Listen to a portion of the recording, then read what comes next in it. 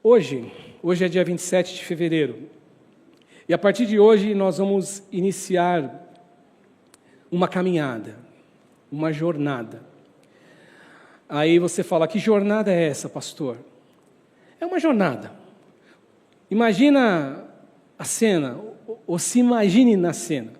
Você com o seu carro, você num trem, ou você, sei lá, em algum meio de locomoção, você vai iniciar uma jornada.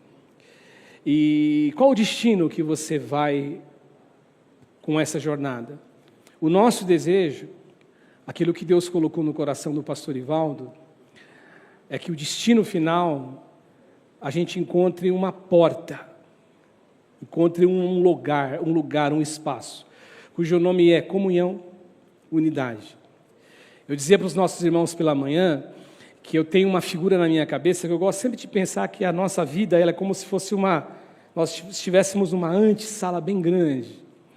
E que nessa antessala eu tenho um encontro com Deus, eu me encontro com o cuidado de Deus, com o carinho de Deus, com o abraço de Deus, com a companhia de Deus, porque eu estou aqui, muito embora nós não tenhamos na mente essa coisa de achar que a gente vai viver aqui para sempre. Não, nós temos uma vida eterna, Deus prometeu essa vida, mas nós estamos aqui, e aqui para nós temos como alegria, como felicidade, saber que nós temos Deus no nosso coração, e a companhia dEle. Mas além disso, Ele dá um plus, Ele tem várias portas, e hoje nós vamos bater numa porta, a porta da comunhão, a porta da unidade. Todos nós, que durante esse ano de 2022 estaremos aqui nesse altar, compartilhando uma palavra com vocês, todos nós teremos como missão, como objetivo, falar de unidade, falar de união. E hoje, a primeira fala, o nosso primeiro encontro, nós vamos ler um salmo. Ele é um salmo de Davi. É o salmo de número 133. Ele é o início de tudo, é o start, é o começo. Nós vamos acessar essa porta, nós vamos acessar essa estrada, e cada parada, cada estação, nós vamos ter algo a aprender. Nós temos algo a ouvir. Mas que isso que nós vamos ouvir não seja algo que só caia nesse compartimento de ouvir, mas que a gente possa praticar e aprender a praticar tudo isso que nós vamos falar. Eu gostaria de orar com você, mesmo sentadinho, mesmo com a Bíblia aberta, sentadinho aí. Você que não trouxe a Bíblia, nós vamos colocar o texto para você ler aqui no multimídia. Mas eu quero orar para que Deus Ele fale com você, para que Deus trate com a gente. Você ora junto comigo? Você tem essa disposição de orar junto comigo? Então fale com Deus. Senhor Jesus, a Tua palavra, ela é poderosa.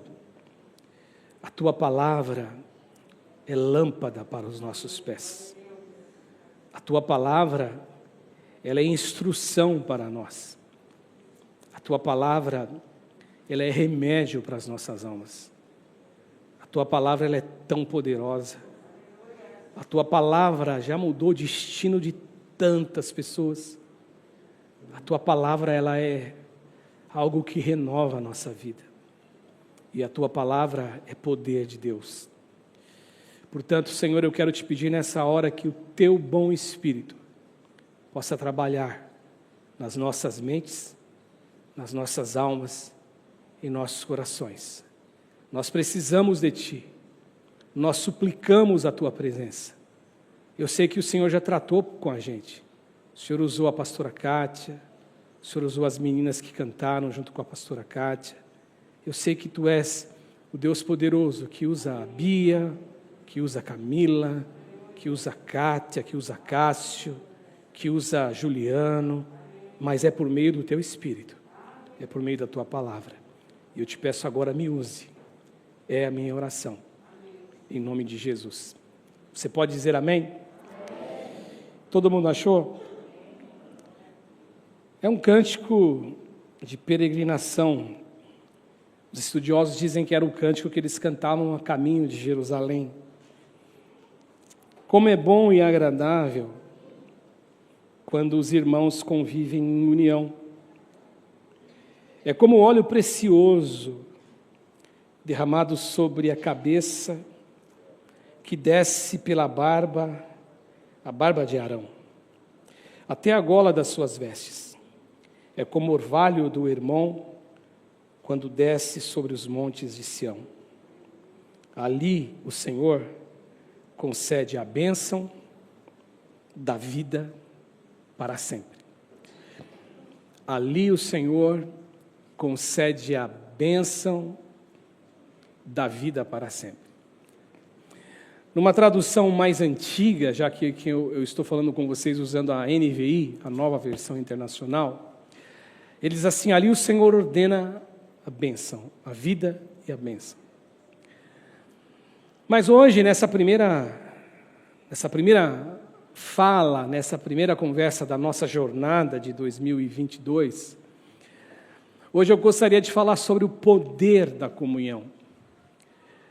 Comunhão gera poder. Viver em comunhão, existe uma explosão. Existem coisas que você faz sozinho. Você pode fazer coisas sozinho, mas as grandes construções, as grandes edificações, nós fazemos em conjunto, em união. É impossível que a gente faça algo tão grande sozinho, é impossível. Ainda que alguém leve o nome, alguém que tenha o seu nome entre os homens, mas como foi dito aqui pela pastora Kátia, quando você vai descer nos bastidores, você percebe que existe um grande exército de gente trabalhando em prol daquele projeto, daquela situação. Mas por que a comunhão é importante?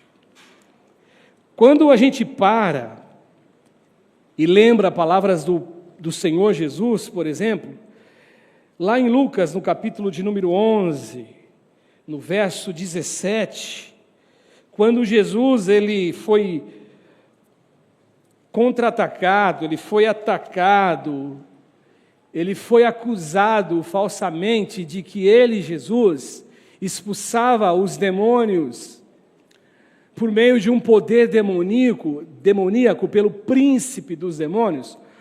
O Senhor Jesus deu uma resposta para aquela turminha.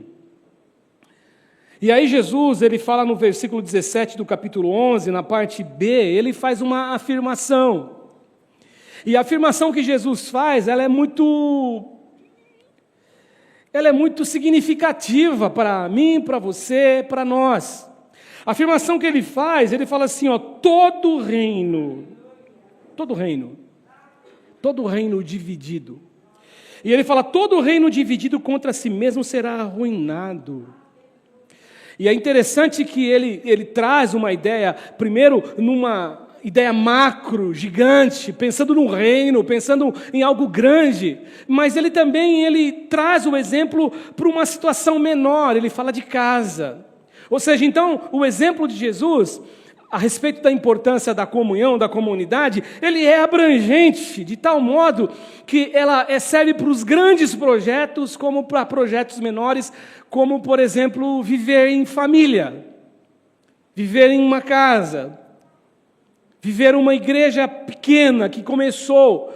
Então, isso abrange tudo, e ele diz exatamente isso. Ele fala assim, e uma casa dividida contra si mesma, essa casa, ela cairá. Portanto, quando Jesus ele fala de comunhão, e vamos pensar que toda a Escritura, como diz Paulo a Timóteo, ela é inspirada, divinamente inspirada, e ela serve para correção, ela serve para ensino, ela serve para instrução. Toda correção que existe da palavra de Deus tem como desejo a edificação do corpo. Pensando nisso, então, quando o Salmo é escrito como poema, como canção, como cântico por Davi, na verdade, Davi está sendo um instrumento de Deus guiado, conduzido pelo Espírito para falar com a gente, para falar com o povo. A verdade é que Pedro, quando ele olha para as Escrituras, e as Escrituras de Pedro não são as mesmas Escrituras no sentido total como eu e você temos hoje, de Velho Testamento, Novo Testamento, livro da revelação de Apocalipse. Não, Pedro está pensando lá nos pergaminhos, na Escritura do Antigo Testamento, mas Pedro fala assim: toda a Escritura, ela foi produzida não por homem, por vontade humana, mas a Escritura ela foi produzida por vontade de Deus. Então, quando o salmista ele traz esse verso hoje, ele também mostra para a gente a importância da comunhão e o poder e a vitalidade da comunhão. Por que comunhão é tão importante? Ele ratifica e ele escreve, mesmo antes de Jesus nascer, aquilo que Jesus diria: olha, uma casa dividida não prospera, ela cai. Uma construção com vários sonhos e projetos, se não for unificado, se não for um só, se não for um corpo só, uma ideia só, um objetivo só, e se o corpo não servir a cabeça, que é Cristo, a casa cai. E aí a memória, a figura que me sobrevém à mente, muito embora o texto de Mateus 7, do 24 ao 27, não é dito nada a respeito de união, mas eu faço memória, e na minha memória vem a figura das duas casas, construídas sobre a areia e sobre a rocha. Logicamente que eu vou dar um exemplo e aplicar aqui, que a casa sobre a rocha é uma casa onde tem união, onde se vive a união, onde se observa o que Jesus disse. A vitalidade é essa, porque uma casa que não se observa é a casa que ela por fora, ela é toda bonita. Por fora, quando comparada com uma outra casa que se mantém união, ela é igual, ela não tem como nos mostrar, nenhuma delas tem como mostrar qual é a diferença. Nós não temos a percepção, mas a percepção vem quando Jesus diz para eles: uma casa dividida, ela vai ruir, ela vai cair. Então Jesus está dizendo também que uma casa dividida, um reino dividido, ele é um fator inibidor do crescimento. Ele é um fator inibidor da geração de novos frutos. Não dá para gerar, não dá para conseguir, não dá para conquistar. A desunião, ela anula algumas coisas. E inclusive anula aquilo que Jesus disse, quando Jesus disse assim: que as portas do inferno não vão prevalecer contra a igreja. Mas quando a igreja ela se completa, ou ela existe nessa questão da divisão, ela deixa de tomar posse daquilo que Jesus disse. Porque Jesus está dizendo aqui: uma casa desunida, uma casa separada, uma casa que não tem a mesma ideia, o mesmo pensamento, ela vai ruir. Lógico que Jesus está dizendo isso pensando no reino, pensando em casa. Então logo, se eu não tenho união, eu anulo, eu sou uma parede, eu sirvo de tropeço para que o reino de Deus ele prossiga e ele cresça. Por isso que Jesus está falando isso. Quando nós, por exemplo, olhamos um outro fator vital, por que Deus colocou isso no coração do pastor? Eu não conversei particularmente com ele. Mas a gente pode ter uma ideia. Por que disso? Porque nós vemos uma igreja machucada. Nós vemos uma igreja ferida. Nós vemos um mundo machucado. Nós vemos um mundo ferido. Nós vemos pessoas que na verdade, elas se machucaram com a questão da pandemia. E eu ouvi um pastor falar recentemente, num culto que eu assisti, de uma palavra que eu ouvi, que ele dizia assim que muitas pessoas estavam machucadas e a cura para essas pessoas foi quando eles voltaram para a reunião. Quando eles voltaram a se ver. Quando eles voltaram a se olhar nos olhos. Quando eles voltaram a sentir cheirinho um do outro. Aí existiu a cura, porque para alguns realmente, na verdade, precisou disso. Mas eu entendo que existe cura quando nós estamos em comunhão. Cura dos nossos desejos que não são desejos de Deus. Cura da nossa idiotice, que não é idiotice de Deus, com certeza. Cura das nossas escolhas que são erradas, mas que nós deixamos o ego, ele sair para fora, saltar para fora. E a gente convive com isso o tempo inteiro, com essa guerra. As grandes guerras não são travadas para o lado de fora. Aprenda isso, as grandes guerras são travadas dentro de você, dentro de nós. E aí o ego, ele começa, querer sair para o lado de fora. E aí Jesus está dizendo, não, está errado. Você é parede. E você não deixa com que as coisas aconteçam. Por que é importante? Porque não há nada a se fazer quando eu não vivo em união. Evangelho de João, capítulo 17, do verso 1 ao verso 11. Eu vou ler do 6 em diante. Aliás, eu vou ler o 3 e depois eu pulo para o 6. Eu não li de manhã o 3.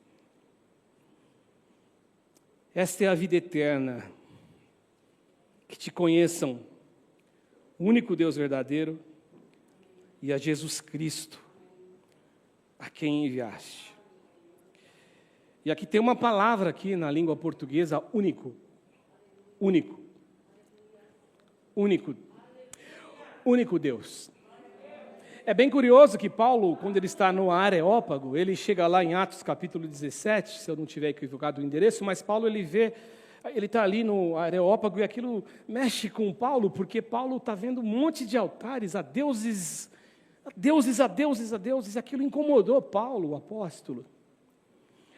E até que Paulo ele encontrou um altar, que era o altar do Deus desconhecido. Existe uma história antiga, que é contada para quem lê, que existiu em determinado momento uma doença que varreu ali o local que eles viviam, e aí eles fizeram orações aos deuses dele. Diz que é uma história, se eu não me engano o nome do cara é Epimênides, né? E o Epimênides, então, na verdade, eles oraram a Deus, e aí foi aquele Deus que curou. Foi Deus que trouxe cura para aquilo. Aí eles não sabiam o nome de Deus. O Deus é o Deus criador dos céus e da terra, mas eles não sabiam.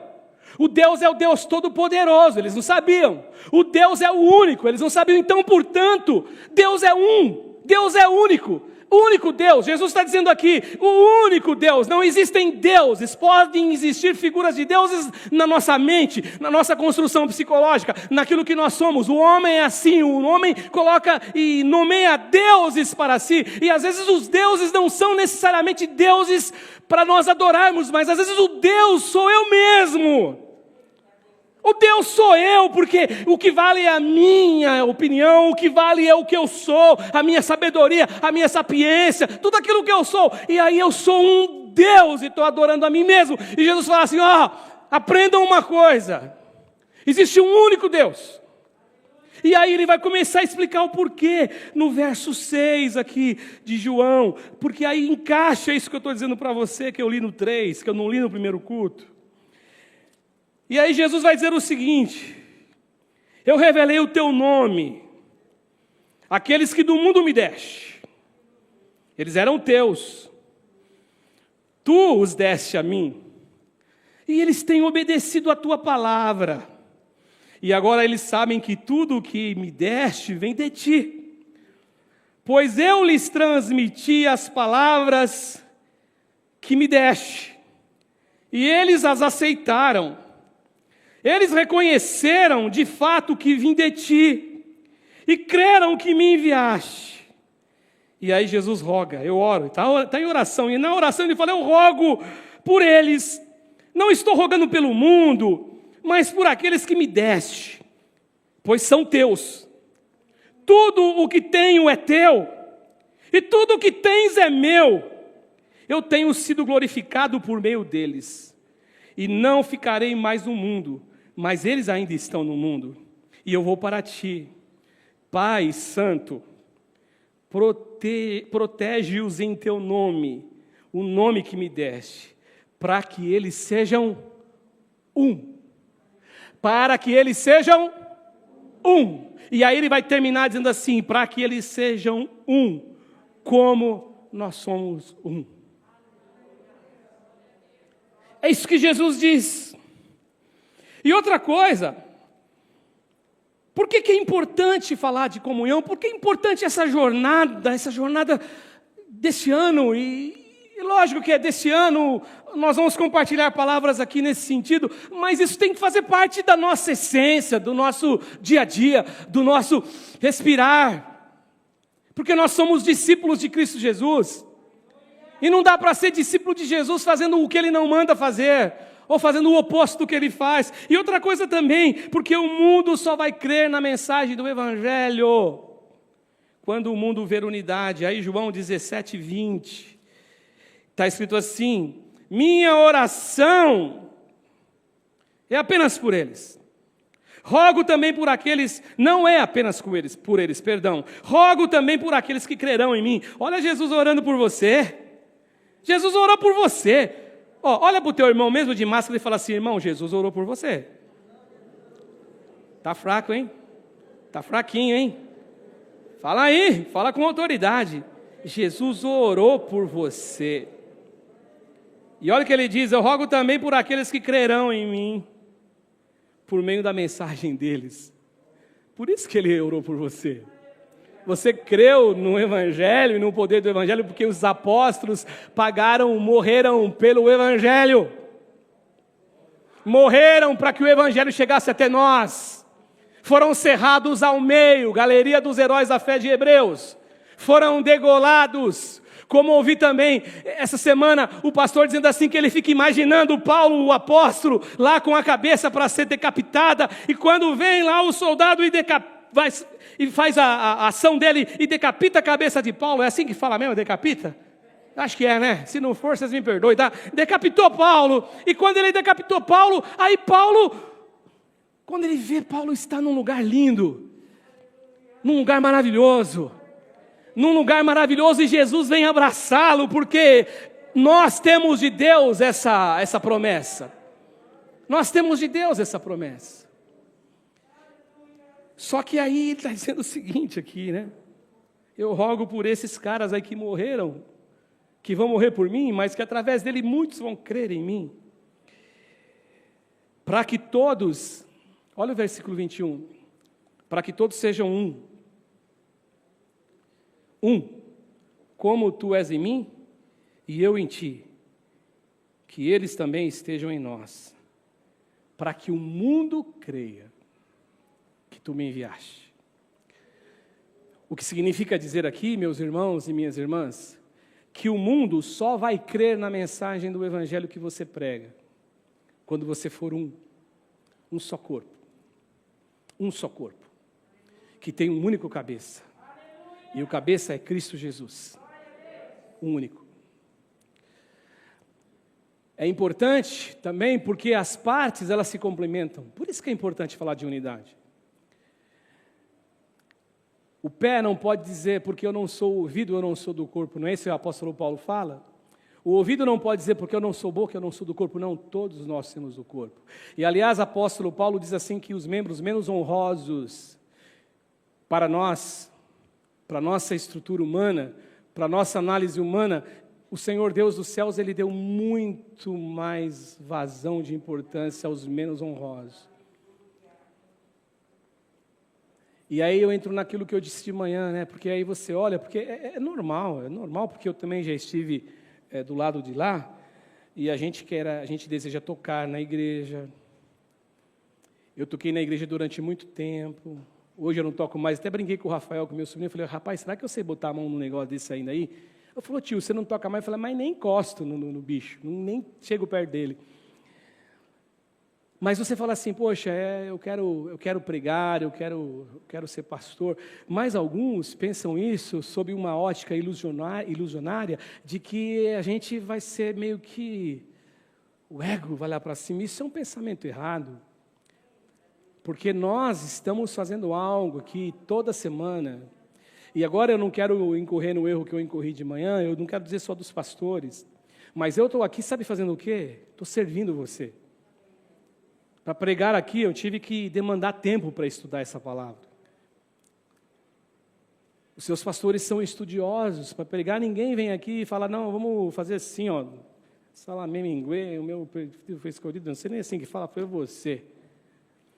Porque senão nós vamos incorrer no erro de um pastor que eu vivenciei e vi o erro dele, não pregando, tadinho. Ele falou assim, ó, eu e o Roberto, a gente era bem novo convertido mesmo, 17 anos, 16 anos de idade.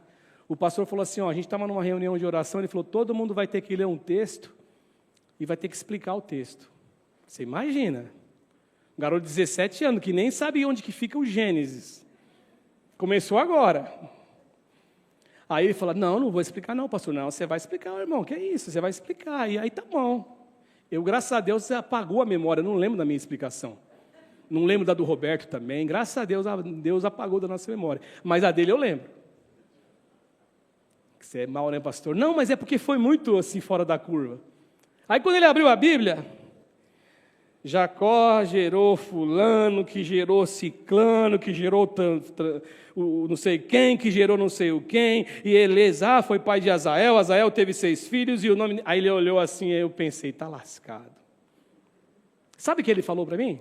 Para nós? Ele falou assim, irmãos, a palavra de Deus é maravilhosa. Eu falei, pois é, também acho. Mas eu quero a explicação. Ela é linda, e ela é tão maravilhosa, que a gente nem precisa explicar. Fechou a Bíblia e acabou a reunião. Tá certo, né? E o baixinho aqui que ficou falando tudo errado, não sei como. Sabe, gente, a gente tem que aprender uma coisa. Voltando para cá. Talvez você diga assim, olha, mas eu não sou pastor. E aí eu quero dizer que o Roberto te serve lá atrás. A Camila te serve lá atrás. A Nathalie te serve lá atrás. A Elisete está servindo você. A Carmen está servindo você. A Terezinha está servindo você. A pastora Cátia, a pastora Ivaldo serve você. Porque nós servimos. Só que aí você fala, não, mas eu queria servir lá. Mas eu quero dizer para você, aqueles que são menos honrosos, os membros, Deus ele exaltou de modo que eles são muito, muito importantes. Aliás, para a gente voltar aqui para o Salmo, eu quero dizer uma coisa para você. Jesus disse assim, se você pretende ser o maior no reino de Deus, o que você tem que fazer aqui nessa dimensão?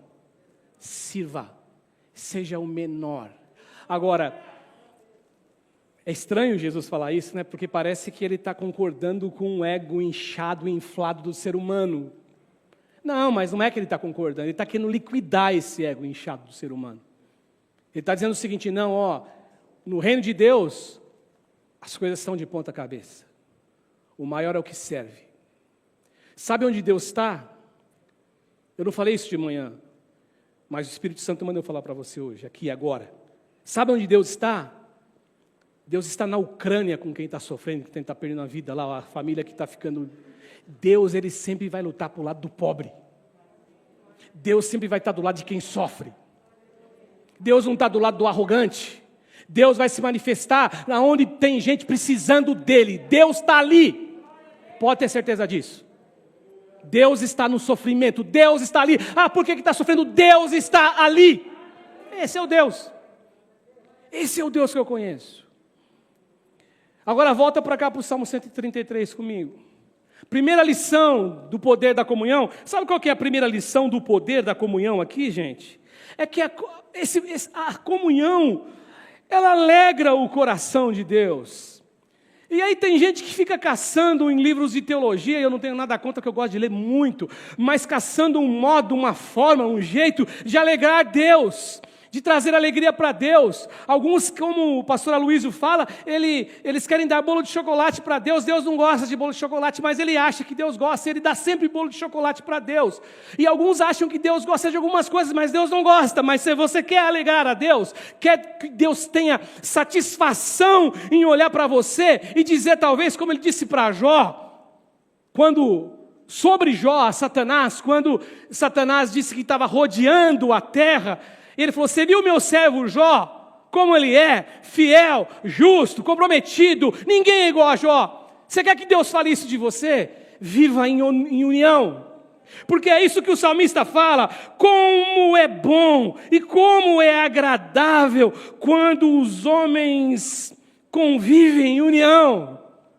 Isso alegra o coração de Deus. Pastor, mas espera aí, como que você sabe que alegra o coração de Deus? Porque eu sei que Deus, Ele se revelou a nós, e Ele se revela a nós de um modo que nós o entendamos nas nossas relações. Ele dá exemplos das nossas relações. Deus, por exemplo, é aquele pai que está esperando o filho, que pediu a sua herança e foi embora, e largou tudo, deixou o pai para trás, deixou a casa para trás. Só que Deus, Ele fica olhando no portão todos os dias. Ele é o pai que fica olhando, como se fosse Deus olhando todos os dias lá no horizonte, até que Ele vê o menino e Ele se alegra. Deus fala isso para a gente entender como Ele é. Portanto, eu vou dar um exemplo para você. Você que é pai, você que é mãe, você que tem filhos aqui, mesmo que não estejam aqui, mas você é pai e mãe, eu tenho certeza que nada entristece mais o coração de um pai e de uma mãe quando os filhos não são unidos. Nada entristece um pai e uma mãe.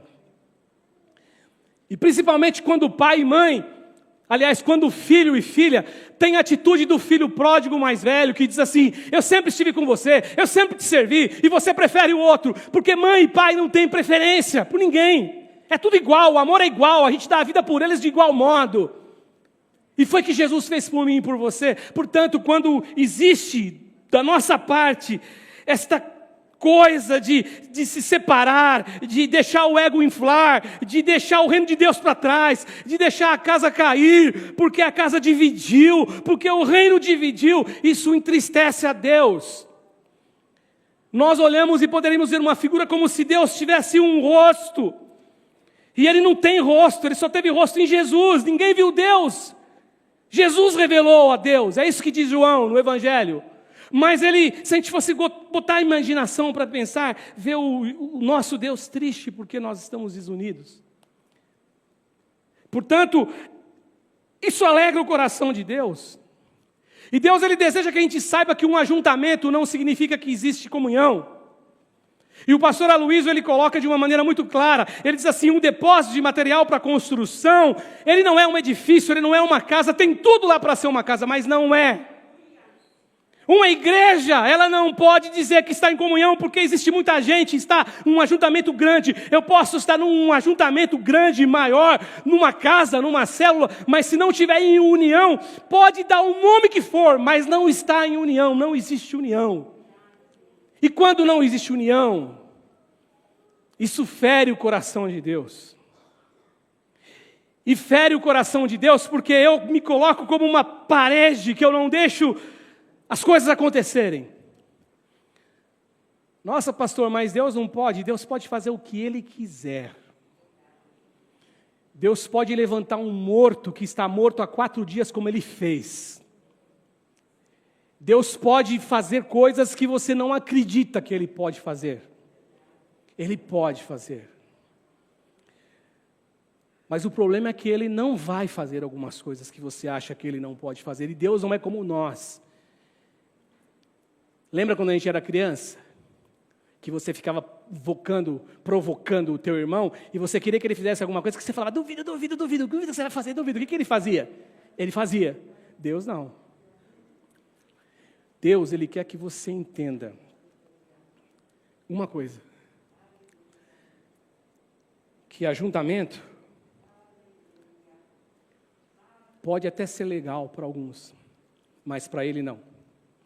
O que Deus deseja é comunhão. É o mesmo foco.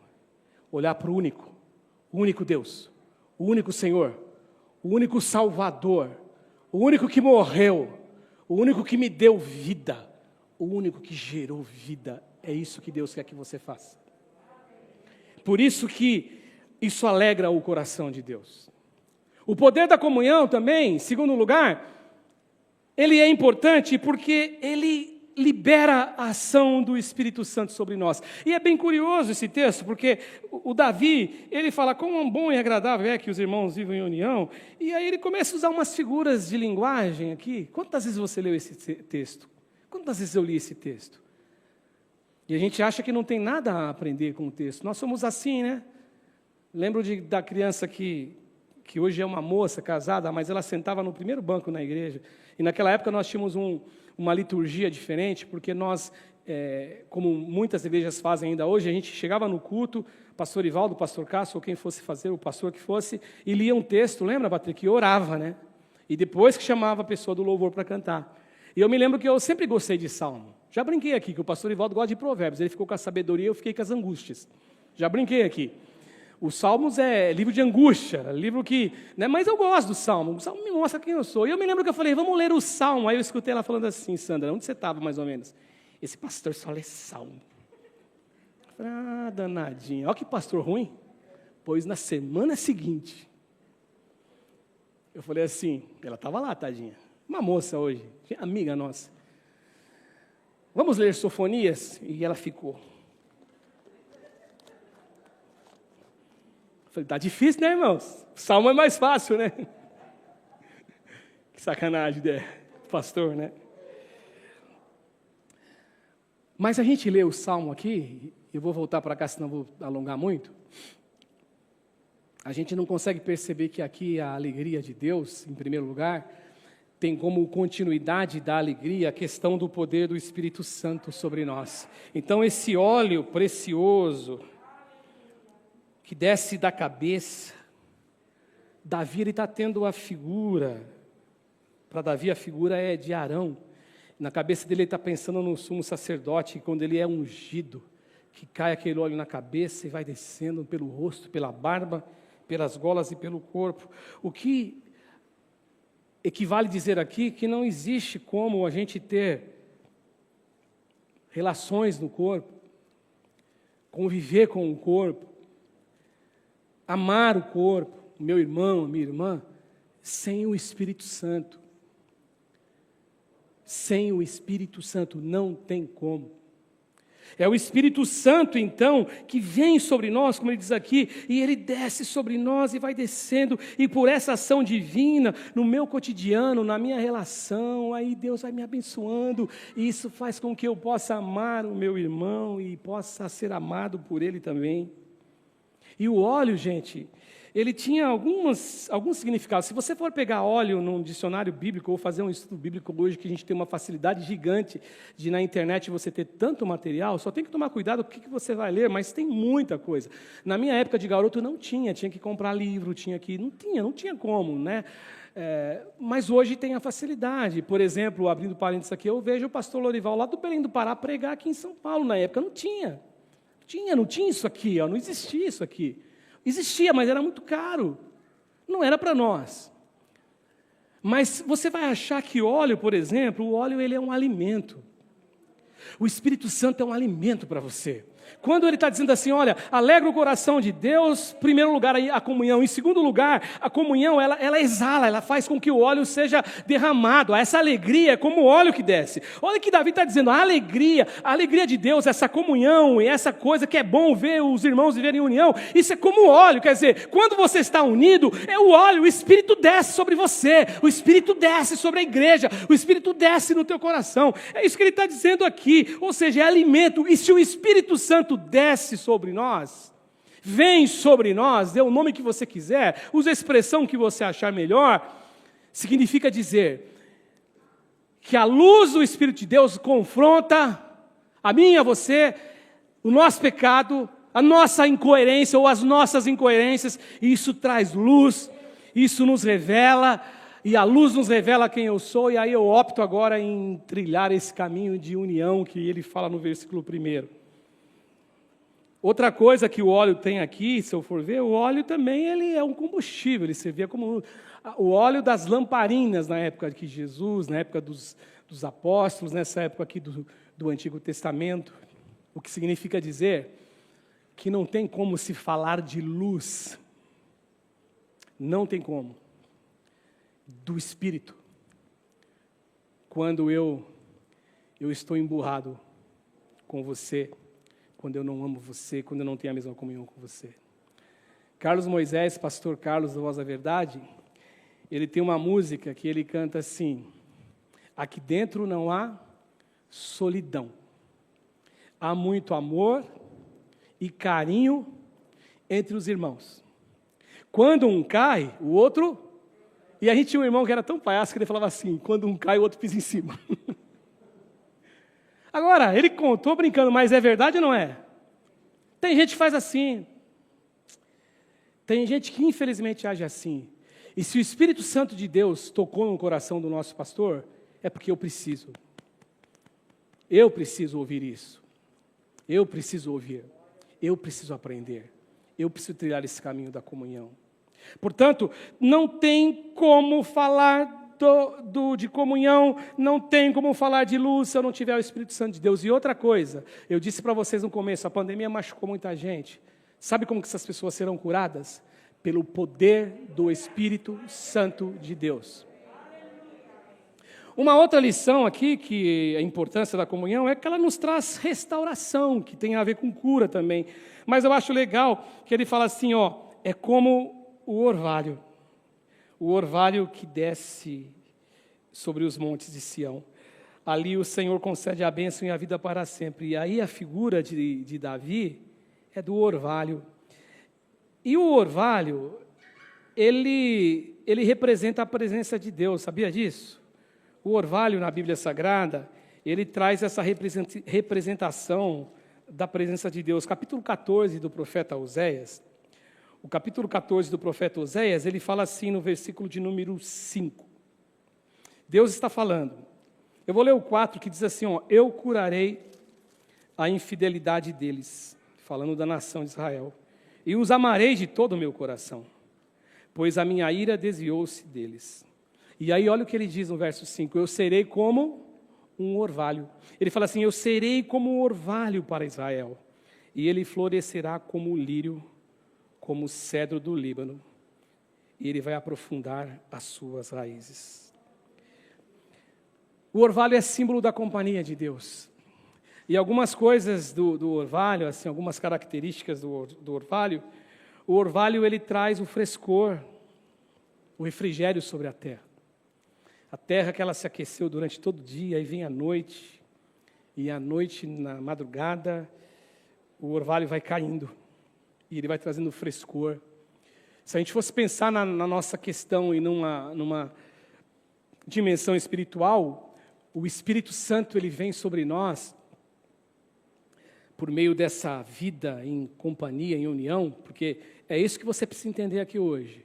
Ele fala no versículo 1, quão bom e quão suave, nas traduções mais antigas, que os irmãos vivam o quê?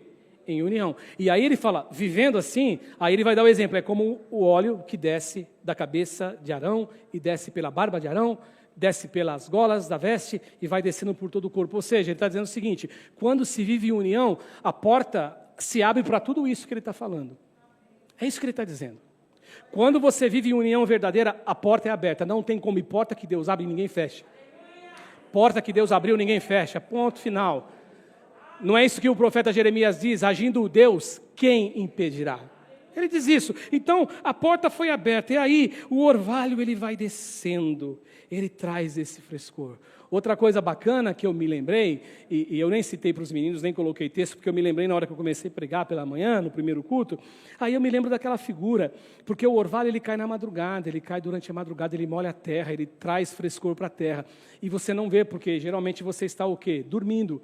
E aí o Salmo diz assim, eu acho que é o 127, quando o salmista fala assim, que não adianta o sentinela guardar a cidade se Deus não protegê-la, porque em vão vigiará o sentinela, porque quem guarda a cidade é Deus. Ele fala assim, inútil é você levantar cedo, dormir tarde e comer o pão de dores, porque aos seus amados ele dá o pão enquanto dorme. A presença de Deus é sobre sua vida enquanto você dorme. Enquanto você dorme. Deus está guardando você. E aí eu também não falei no primeiro culto sobre o maná.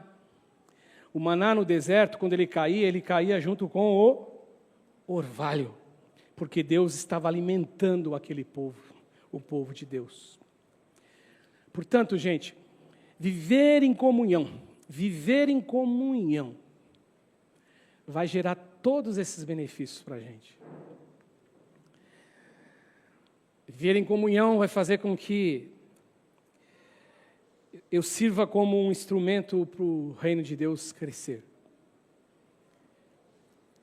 E por último, é que é completamente abençoador o poder da comunhão. É o último verso, né? Como o orvalho de Hermon, que eu li.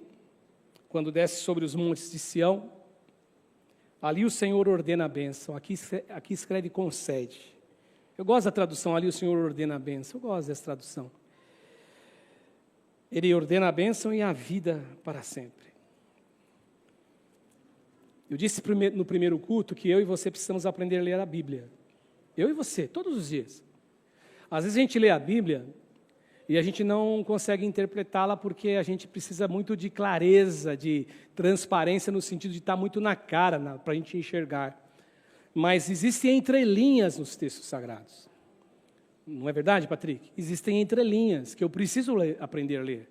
E quando ele fala aqui, ali o Senhor concede a bênção, ele está falando do ali dos irmãos que vivem em união, concorda? Eu já falei para vocês. Só que quando ele fala, ali o Senhor concede a vida para sempre, ele está dizendo o seguinte, em outras palavras, todo o Salmo: se eu agir contrariamente, se eu viver não em união, mas viver em união, que nem a gente costuma brincar, se eu não amar o meu irmão, se eu não me colocar como um cristão de verdade, o contrário é verdadeiro, e ali existe vida, e quando não tem vida, existe o quê? Morte. Quando não existe bênção, existe o quê? Maldição. É muito sério isso aqui. É muito sério isso aqui. Eu sei que a gente tem as nossas características humanas. Eu ouvi um pastor falar também, me chocou um pouquinho, mas eu falei, ele tem razão. Ele falou assim, todos nós temos desvios de caráter. A gente se acha o bambambam, a gente acha que é o melhor, né? Um dia o irmão falou assim para mim, pastor, o irmão falou que não gosta de você. Eu falei, eu estou curado disso. Você acha que todo mundo gosta de mim? Você acha que eu vou para casa achando que todo mundo gosta de mim? Eu seria muito idiota para pensar que todo mundo gosta de mim, desculpa a minha sinceridade. Tem gente que não gosta de mim, mas por que não gosta? Porque não gosta. Tem gente que não gosta do jeito que você fala. O que eu posso fazer? Eu nunca falei para o pastor Ivaldo, um dia falaram assim para mim, mas eu não gosto do jeito que você prega.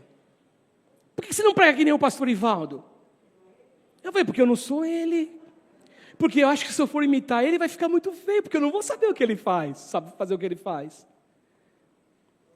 Portanto, gente, o desvio do caráter me chocou ouvir isso. Mas ele disse assim, alguns são mais acentuados, mas todos nós somos. Aí eu falei, desculpe aqui, eu que sou, tá? Eu falei, idiota, idiotão, por que você está assustado que você ouviu o pastor falar isso?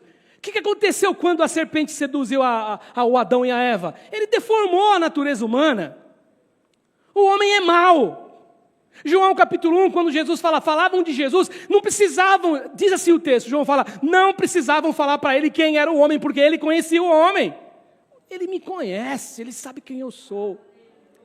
Portanto, às vezes nós temos que tomar muito cuidado, às vezes não sempre, porque se eu não me policiar, o velho homem, ele bota as manguinhas de fora.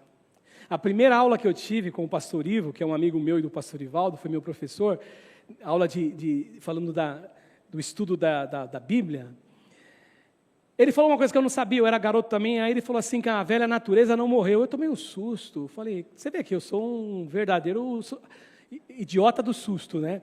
Eu tomei um susto, porque eu falei, cara, mas Jesus falou assim, através de Paulo, assim que alguém está em Cristo, nova criatura é. As coisas elas se passaram, tudo se fez. Eu achava que ela não tinha morrido, mas morreu. Não, ela está dormindo. Você não se assusta com você ainda, às vezes? Aí quando eu falo isso, você pensa que eu estou querendo cobiçar alguma mulher, né? Eu falo isso, eu falei para a Valéria esses dias, eu falei, eu fico falando aqui, eu me assusto comigo, acho que os irmãos pensam, esse pastor fica olhando para a mulherada. Tem gente que fala assim, né? Que acha que pecado só é adultério, né? Só adultério que é pecado. O pastor caiu, ele saiu com a mulher. É só isso que o crente acha que é pecado. Mas eu me assusto quando, por exemplo, a gente vê lá uma situação como o mundo vive hoje, eu olhando lá para o dito cujo lá, que eu não vou falar o nome dele, e aquele ódio nasce dentro do meu coração. Por que esse cara está fazendo isso? Que ódio que eu tenho desse cara?